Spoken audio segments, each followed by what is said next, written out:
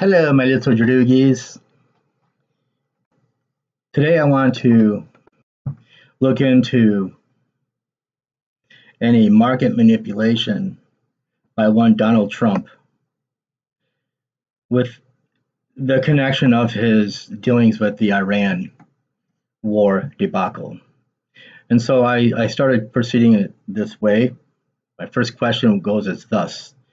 Is it reasonable to say that Donald Trump manipulated the markets with his dealings with Iran as he changes his position to peace and war, etc., back and forth, back and forth? It is reasonable to ask whether Trump's public statements and policy shifts affected markets, but it is a much stronger claim to say he manipulated the markets intentionally for personal gain. That distinction matters. A careful way to frame it: yes, markets can move because of presidential statements. When a president signals possible war, peace talks, sanctions, or military action involving a major oil producing region like Iran, investors often react. Oil prices, defense stocks, airline stocks, currencies, and broader indexes can move based on perceived risk. Yes, Trump's Iran messaging has at times appeared inconsistent, a pattern of escalating rhetoric followed by de-escalation, vice versa. It can create uncertainty, and uncertainty itself creates market volatility. So remember, hold volatility, market volatility in your mind.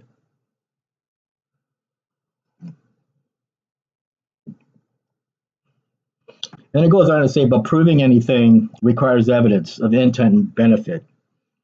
So they're saying that Trump has to knowingly made false or misleading statements. We can't know that, it's what's going on in his mind, what he is doing and what he's intending are two different things. Probably intended to move prices, traded or benefited financially from the resulting movement. So we have to go to eventually. The first two question mark, three. We have to look at three, and base a lot of this argument on that. So let's proceed. A president influencing markets is not automatically illegal. Presidents and other officials can constantly move markets simply by announcing policies. The harder question is whether someone used that influence as a tool for private enrichment. There's a lot that I already know because, to be honest with you, I made this video. It took me about over an hour, like an hour and a half to make the video. And then the file got corrupt. It was corrupted. And so now this is my second take on this. So I know a lot of the questions, but I'm going to kind of string you along. The reason why I do this is it's like a journey, a process, a journey. Because if I just come out and say, Bluto did it, it's like, well, don't you want to watch the program to see how he did and how Popeye implicates him and you have to go through the journey with me. So it goes. A reasonable statement would be Trump's shifting Iran positions may have contributed to market volatility and could have benefited traders who anticipated those moves. But there is not publicly established proof that he deliberately manipulated markets for personal financial gain. Well, let's see. The suspicion often comes from the fact that Trump has extensive business interests and has a history of mixing politics, branding, and personal influence, personal finance. That creates a legitimate concern, conflict of interest concern. Well, then I asked, Trump's shifting Iran positions may have contributed to market volatility and could have benefited traders who anticipated those moves. This sentence gets to the key issue. Market impact is not the same thing as illegal manipulation. If a president repeatedly shifts between Iran is about to face military action, markets may price in war risk, oil up, defense stocks up, safe haven assets up. We are pursuing peace deals. Markets may reverse. Oil's down, risk assets recover. Traders who correctly anticipate those swings can make money. This is a normal feature of markets. Investors try to profit from information, expectations, and political developments. A lot of this comes in, you'll see as this unfolds. Like, I know what's going on, I know the answers to all this, but I want this to be a little journey. That's what all these videos are, by the way, a little journey. The concern becomes more serious because a president has extraordinary power to create market moving information. If someone in that position privately traded on knowledge of upcoming announcements, tipped allies, or deliberately created volatility for financial advantage, that could raise legal and ethical issues. So the questions would be like, did Trump's statements move markets? So the question investigators would ask is not simply, did Trump's statements move markets? They almost certainly can. No, they do. They do. Okay, they do.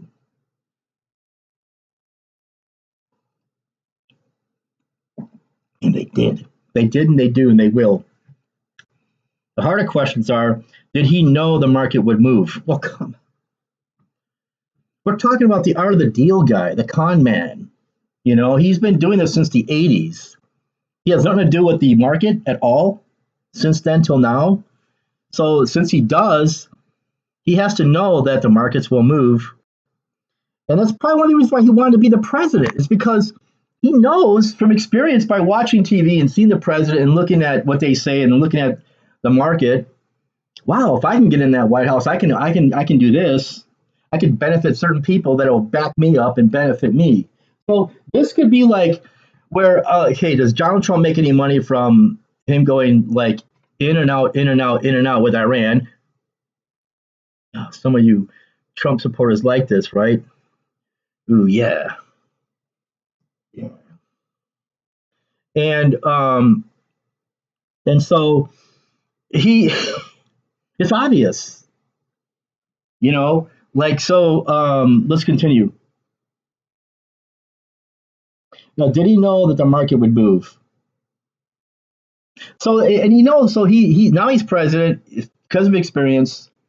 There's people that like, so I'm looking into like what Trump is doing and how he's going to benefit from this.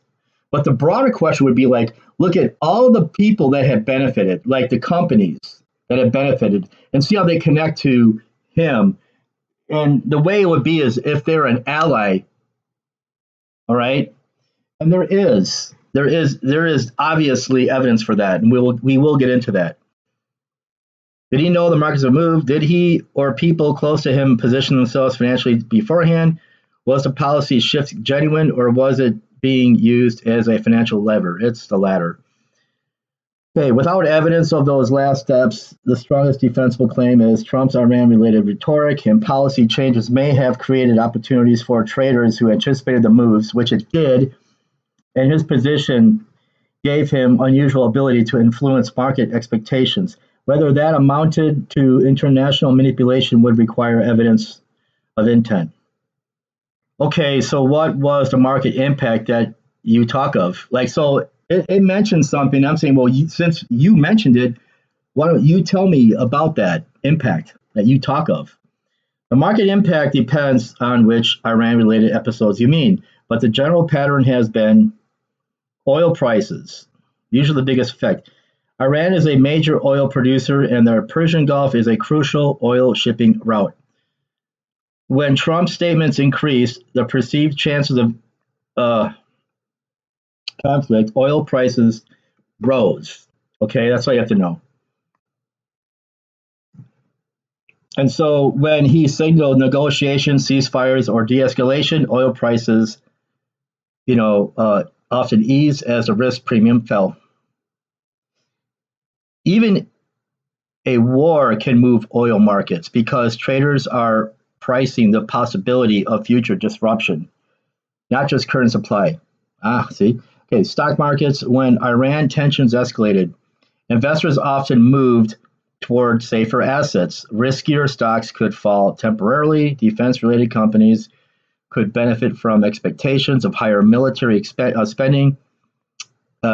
Energy companies could benefit from higher oil prices. When tensions cooled, Stocks often recovered as investors priced in lower geopolitical risk. Currency and safe haven assets. During periods of heightened conflict risk, the US dollar and government bonds often attracted buyers. Gold often rose because investors seek protection during uncertainty. The key point, this is for the key point about who benefits. The market impact creates winners and losers, and him and his cronies are going to be the winners.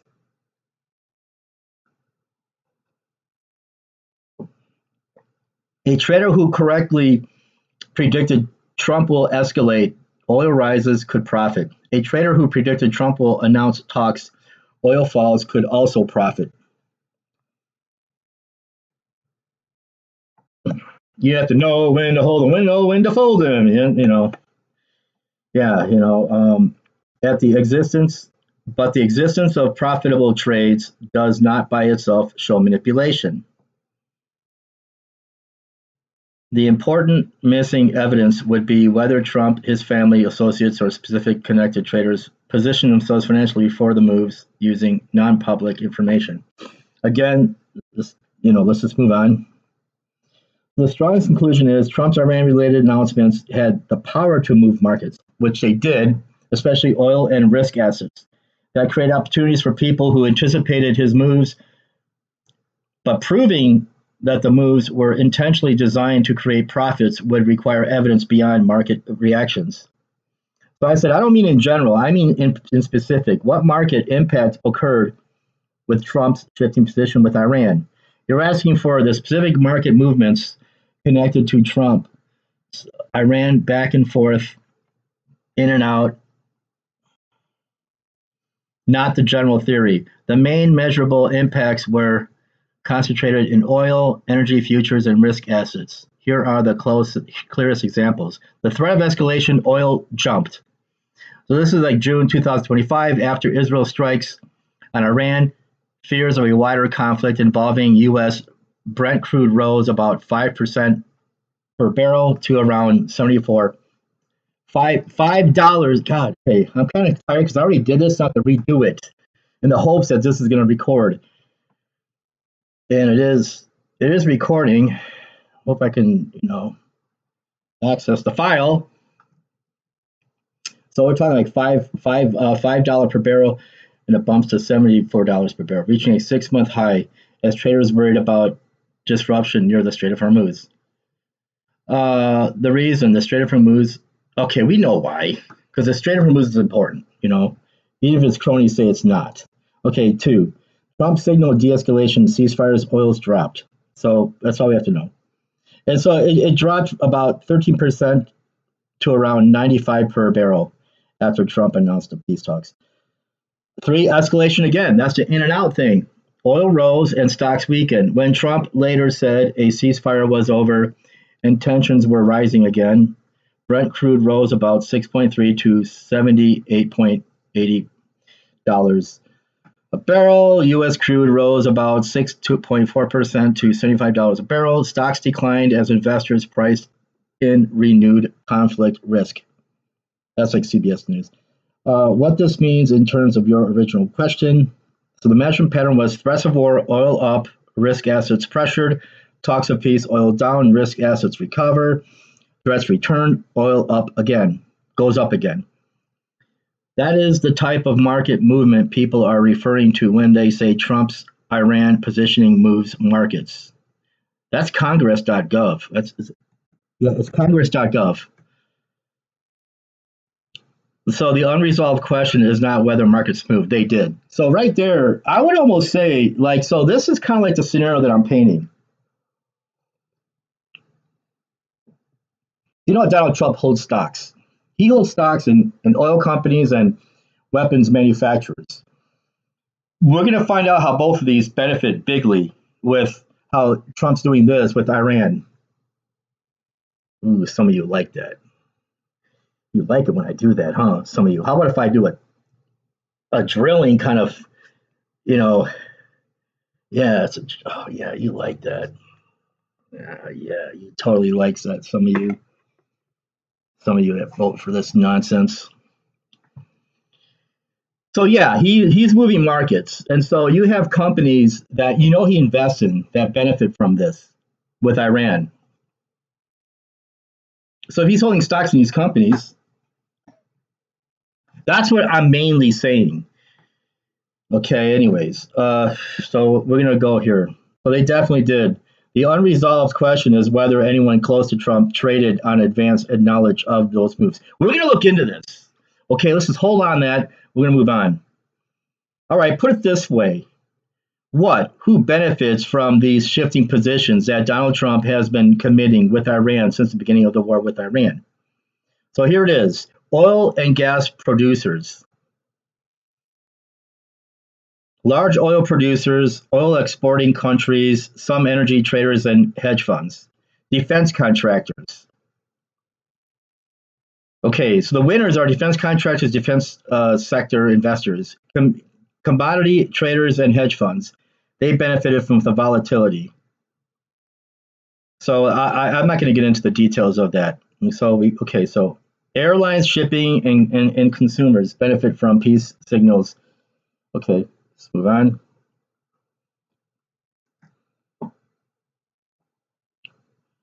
And they explain how, but do you actually need me to go through? You kind of know, right? You have a basic idea.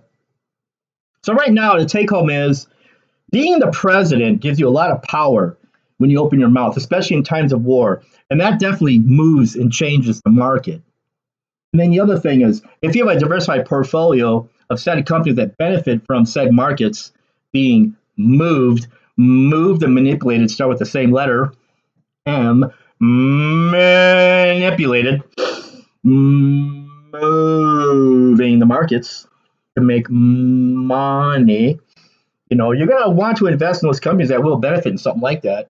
And I don't know, it'd be weird to think that, but like, should I go there? Like he thought about this, like he knew that he was going to lie to everybody and like start wars because he knows that there's a way to make money. I'm not going to make that claim. But as things is like the second time around, it's like he got more like savvy about how to increase his pocket, his bank account. Okay, so the key unanswered question: the group that would matter most for a possible manipulation claim is: did anyone with advanced access to Trump's decisions trade before the public knew? Hold on, we're gonna get to that. I'm not going to blow my wad right now. So let's, yeah, like family members, political ally, a donor, a business associate, a hedge fund with insider connections. Public evidence of that specific link would be required to move from people benefited from volatility to somebody exploited Trump's decisions.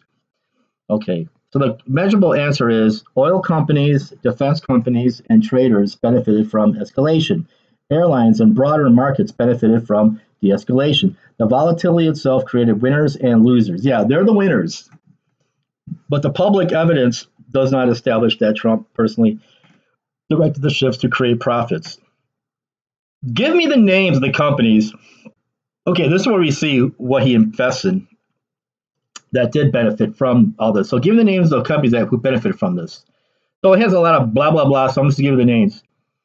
Oil and energy companies. So ExxonMobil Corporation benefited, Chevron Corporation benefited, Shell PLC, BP PLC, Total Energies SE, defense companies, Lockheed Martin Corporation, RTX Corporation, Raytheon Division, Boeing, Northrop Grumman Corporation, L3 Harris Technologies, Palantir Technologies. Okay, Palantir Technologies.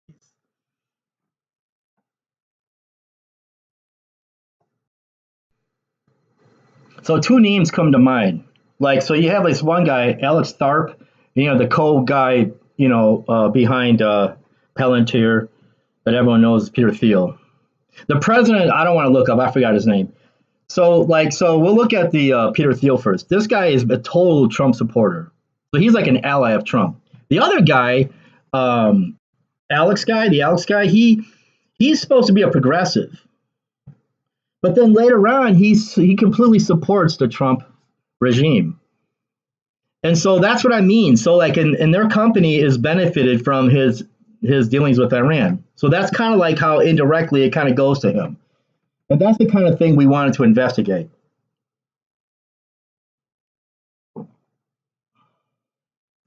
Commodity traders benefit from volatility itself. Glencore PLC, okay, Trafigura Group, blah, blah, blah. The important distinction is these companies did not necessarily benefit because of Trump. Personally, they benefit because of the volatile environment of the market economy that we live in, that we are inundated with. So it's like the geopolitical uncertainty tends to increase oil prices, defense expectations, and trading volatility. So what's really cool is the idea that ignorance is not only bliss, but ignorance creates profits for people in the know. So the companies most directly tied to the war up, peace down, war up again market cycle would probably be Exxon, Mobil, Chevron, Lockheed Martin, RTX, Raytheon, Boeing, Northrop Grumman, Glencore, and Trafigura. So I kind of I don't know if I want to get into this. I asked if Jared Kushner and Barron Trump, because I want to go to them before I go to the source. And do they invest in these? And so what it said was they're publicly unavailable financial disclosures. So there's not publicly any documented evidence that Jared Kushner or Barron Trump own stock in these specific companies. So, because for number one, it says no publicly available financial disclosures. Doesn't mean that he doesn't own any stock in those companies. And you think about it, you're one of Trump's, brood, his hornet net brood. And it's like Trump invests. Wouldn't you invest? And it's like, well, daddy is like, the big wig here. Well, I'll just sort of like shadow his activity and invest what he invests, but it's my investment. Doesn't that make sense? Like if my dad was like wealthy and stuff, and him and I got along more or less, and and so he invests. So chances are the son's going to invest. So he invests in like Coca-Cola, and you could based on the size of his house and his pocketbook. Well, I think I'm going to invest in Coca-Cola. There's nothing that's going to stop them from doing these investments. Why wouldn't they? Right? I'm just saying I can't prove it, but we'll look into this whole thing about there's no publicly available financial there's no public records that say as such that say such a thing. But that doesn't mean that there isn't any activity there. So the thing about Jared Kushner, he owns Affinity Partners, private equity, private investments. I know that. So I don't want to get into that. So let's move on. So his financial disclosures do not show any publicly reported direct holdings in these companies that I mentioned. But why wouldn't they? It's easy to do it if you're him. Yeah, I'm going to buy some shares. I mean, dad's got some. I'm going to buy some. Why wouldn't he? I don't.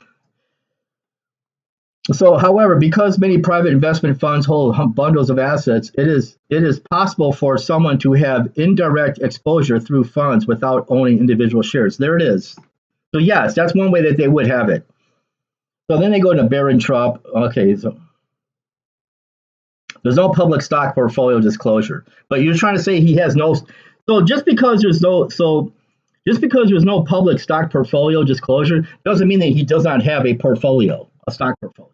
And if he has a stock portfolio, why wouldn't he invest in Exxon or Chevron or Lockheed Martin? I would if I was part of that freaking hornet's nest brood. Wouldn't you? I mean, no, I'm not going to invest in any of that stuff. Even though my dad does and he makes bank, I am not going to invest in those companies. I'm going to invest in people who make these kinds of toys instead.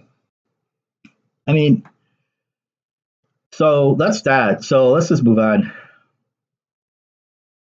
Does Donald Trump have any stocks, or is any of those companies in his investment portfolio the companies that you have just listed? Looking specifically at Donald Trump's publicly disclosed investments, the answer is yes. There are reports indicating that Trump's portfolio has included some companies from the list, particularly defense and energy companies. So there's that. Okay. So these are what he has stock in: Lockheed Martin, RTX Corporation, Northrop Grumman, Boeing, ExxonMobil, Chevron. However, there's an important distinction. Owning these companies' stocks does not prove wrongdoing. Okay, this is presidents and wealthy individuals commonly hold diversified investments. But you're going to wait until, okay, I'm going to end with an article by Fortune that will just totally, like, you know, end the debate. So, but let's just move on. I'm trying to go faster because I don't want to make this video that long. I'm afraid that it might not, you know, I don't want to be, uh, you know, for naught.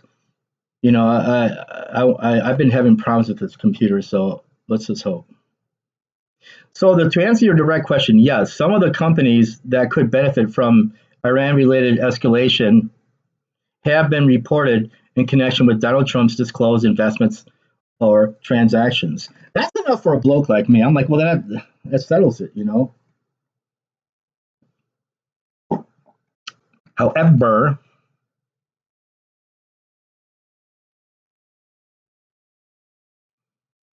based on the most recent publicly reported disclosures, the companies from the Iran conflict beneficiary list that Donald Trump has been reported as holding are, I think I already mentioned this, like Lockheed Martin. So it's like, you know, Lockheed Martin, sector defense, reported Trump investment status. Yes, reported as held and bought. So it's held and bought for all these. Lockheed Martin, Northrop Grumman, Boeing, RTX Corporation, ExxonMobil, Chevron, General Dynamics. Yes, all these. Okay, so anyways.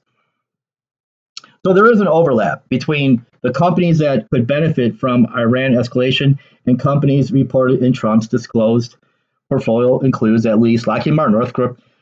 You know, I mentioned them, all right? So we already know. But it says owning these stocks does not prove that Trump profited from his Iran decisions. The disclosure shows exposure, not intent. Let's just see what's going on. I'm not going to rip on that. Let's just move on. So it goes. The next step, if you want to examine this seriously, would be to compare the dates of these statements that Trump's Iran statements and actions against the dates those stocks were bought and sold.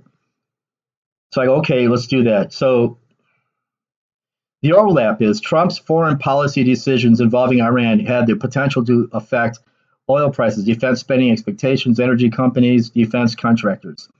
Two, some companies in those sectors, such as ExxonMobil, Chevron, Lockheed Martin, Northrop Grumman, Boeing, and General Dynamics have been reported as appearing in Trump's disclosed investments or transactions.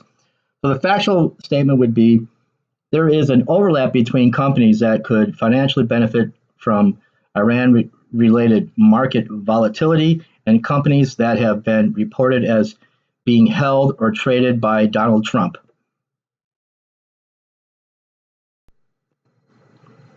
A legitimate observation. The next question, that's a legitimate observation. There's an overlap. Okay. The next question is the one that determines whether it is merely a conflict of interest issue or something more serious. I think conflict of interest is good enough for us, right? Were the holdings owned before the Iran events or purchased afterward? Were they bought or sold near moments when Trump announced major Iran policy shifts? Did Trump personally direct the trades, or were they handled independently? Did he profit specifically from those Iran-related moves? So what is it? So when did the war with Iran? So I don't want to get into that. I went off on a rabbit trail.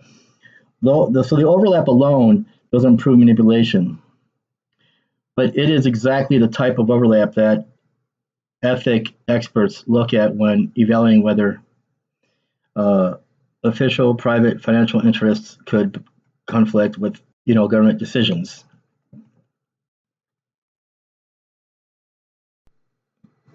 I skipped a lot of paragraphs to get to this. Okay, the next step is to build a timeline comparison.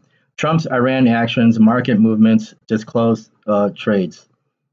So like, let's see the timeline: Iran conflict period and overlapping investments before the conflict. So January, February 2026, Trump had a large investment portfolio with thousands of securities transactions reported in early 2026.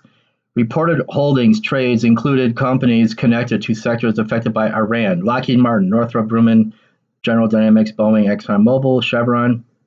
That's the Washington Post. Okay, February 28, 2026, Iran war begins. The conflict increased uncertainty around oil supply and defense spending. Typical market reaction. Oil prices rise on supply risk fears. Defense stocks attract buying interest. Investors move towards safer assets. March 2026, escalation, de-escalation swings. A key event reported in financial coverage. Trump publicly signed possible de-escalation with Iran. Oil prices dropped as markets priced in reduced war risk. Around that period, Trump's disclosed brokerage activity showed purchases. Thank you very much. Involving ExxonMobil, Chevron, Lockheed Martin, and General Dynamics. What this establishes, there is a documented intersection. Again, that's pretty much it right there for me. Trump's policy decisions, market, so it goes like Trump's policy decisions. Markets move. Companies affected by those moves. Trump's disclosed portfolio included some of those companies. That's from AP News. It doesn't establish that Trump bought those stocks because he knew Iran policy would change the stocks, which, come on, he did. Art of the deal, man. Roy Cohn, the con man lawyer that was his mentor since the 80s. Come on. We know better, right? He personally ordered the trades. No, I don't think he did. He doesn't have to. He has his cronies doing that handles his stocks, and he profits specifically from the war. And it would be indirectly, not directly. So Trump's representatives, do you trust, these rats? I'm sorry. Have said his accounts were managed by outside institutions without his direction. But that's normal. The most relevant investigative question is therefore not, did he own these companies? No, of course. Why would you say that? He doesn't have to own these companies. We're talking about assets. He owns a little bits and pieces of it if you have some kind of stocks in it, right? He doesn't own it like, Elon Musk does Tesla. But the overlap exists. The sharper question is, were any of those purchases made immediately before Trump announced information that moved those companies' prices? This requires matching. One, exact trade dates, exact Iran announcements, stock price movements, afterward. This is the timeline that would determine his shenanigans. Were any of those purchases made immediately before Trump announced information that moved those companies' prices? And the answer is yes. If it doesn't really make it clear here, wait till okay, I'll tell you what I got. I have a little, little rabbit under my hat. Hold on. I got a little stowaway in my hat. And it's an article by Fortune that says that he did. So that's how I'm going to conclude this. The short answer is yes. There appears to be an overlap in timing that raises questions. Okay, so here it is, March 23, 2026. The clearest example, Trump announcement. Trump announced that the U.S. and Iran were having discussions and that he was delaying any kind of military action. Oil prices fell sharply. I'm not going to give you like the drop 11%. Let's just move on. Trump-linked brokerage activity on that same day, which is what the Fortune's article talks about. He disclosed account bought shares, he account bought shares, including ExxonMobil, Chevron, Lockheed Martin, General Dynamics, companies that could be affected by continued war, oil volatility, and defense spending. March 10 to 17, 2026. The disclosures also show additional trading activity during the Iran conflict period, including purchases of broader market assets and cash equivalent investments. The important distinction. So it says like Trump controlled accounts bought stocks in sectors affected by the events, Iran events. Some purchases occurred during a period when Trump's Iran statements were moving markets. The timing attracts scrutiny from ethics experts and lawmakers. CBS from CBS News. Okay, but we cannot conclude, this is what the ChatGPT says, but we cannot conclude from public information that Trump personally ordered the purchases. No, I would agree with that. His cronies do that. That he knew the content or timing of future announcements before. Are you trying to say that he couldn't predict that something's going to happen in his favor if he like de-escalates or he increases the fire, Trump knows a lot about the old in and out, of this. He knows how to rat fuck the system. He knows, like this guy knew. All right, come on, man. Trump's representatives have said the accounts were managed by outside financial institutions with independent authority. That's kind of like how he's able to keep his hands clean. He's like Pontius Pilate. I wash my hands, So there was a notable timing overlap. Trump's Iran decisions moved markets, and his disclosed portfolio bought some of the companies most exposed to those market moves. Come on, and that is it. I almost think I want to stop here and just read the Fortune article because I'm paranoid that this won't even take. Let me see if I could do that. Yeah, so I think I'm gonna make this shorter than I wanted, and I apologize for that. Maybe there's like 1% of people who watch my videos who like my longer ones. So let's just conclude this. What ChatGPT is saying. ChatGPT is saying. Then I'm gonna go to that Fortune's article and end it with that. So the strongest conclusion from the data, the evidence supports this. There was a significant overlap between Trump's market-moving Iran decisions and his portfolio's exposure to companies affected by those decisions. But this is what I can't establish. Trump personally profited X dollars from Iran. Trump changed Iran policy to increase his wealth. These trades were illegal. The biggest red flag identified by ethics experts is not necessarily the dollar amount. It is the structure. A sitting president with the power to move markets while an account in his name is actively trading securities affected by those decisions. So the honest answer is the potential financial exposure was in the millions. There it is. But the publicly available data does not show a verified profit calculation. So that's really a key Katibo here because that means that there is money involved because it said millions, but it's publicly not available. Doesn't mean that it's not happening, folks. And I also want to mention my first time I made this video and it didn't take was I kind of think that he only lets us see like a lot of these wigs, big wigs, they don't let you see what they want you to see. There's probably overseas accounts that he has, like money laundering. That's a whole other thing. And that's a global phenomenon, And even with Europe and that, on the surface, they all hate Trump. But then you have like these financial sectors and these banks and that, they're probably doing business with him. Did you ever think about that? Like in the money laundering, sector?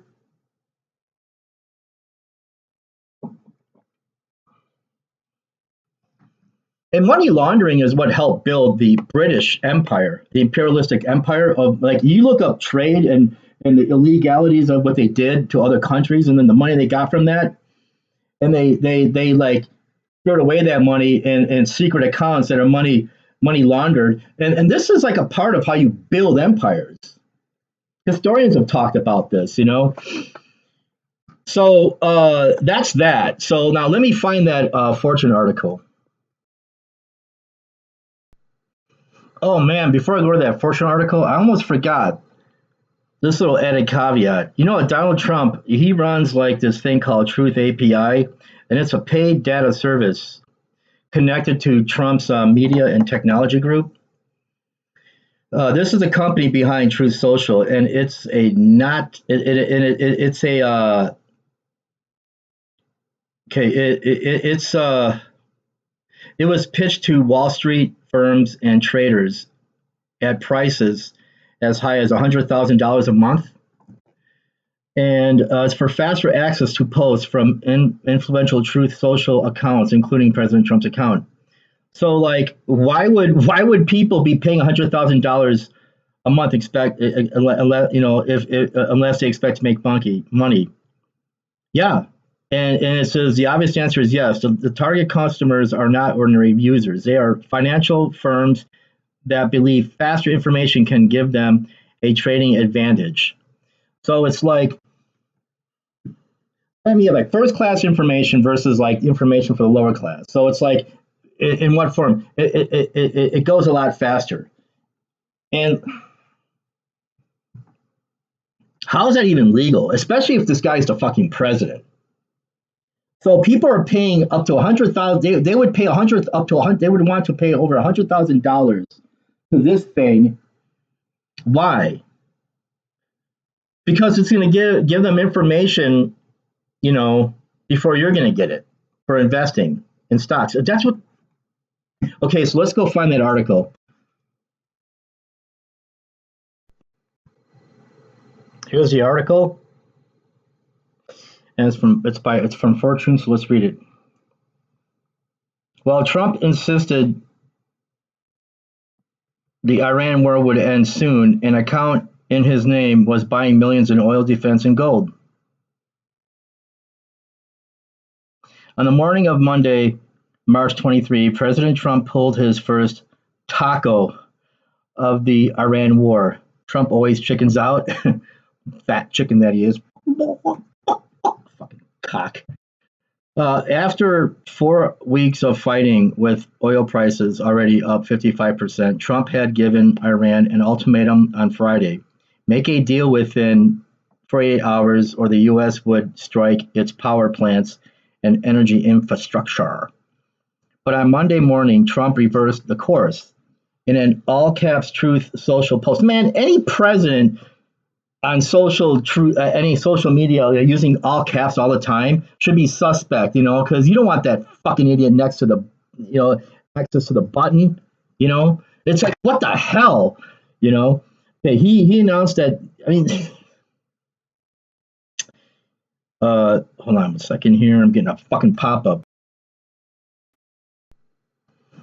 But on Monday morning, Trump reversed course in an all caps Truth Social post. Like I said, all caps. This guy shouldn't be near the button, man. Okay, he announced the U.S. and Iran had been having a very good and productive conversations, and that he would extend the deadline for a deal by 5 days. Remember, he kept on doing it. I'll give him 24 hours. I'll give him 5 days, and that's when he's yanking the stick over here, okay, to manipulate the markets. I'm sorry. Okay, Wall Street, for the first time since the war began, exhaled. Stocks rose. Brent crude plunged nearly 11%. Energy stocks, one of the few reliable winners of the conflict, sold off with oil. And that's exactly what the ChatGPT was saying. That's why there's some accuracy to this monkey, The first look at a president's trading. According to the 113-page periodic transaction report released by the Office of Government Ethics on May 14, Trump's brokerage account spent that same day buying a sweep of petroleum and gas stocks, including Phillips 66, ExxonMobil, and Chevron, along with defense and aerospace names like Lockheed Martin and General Dynamics, the companies that stood to profit if the war dragged on. The day wasn't an outlier.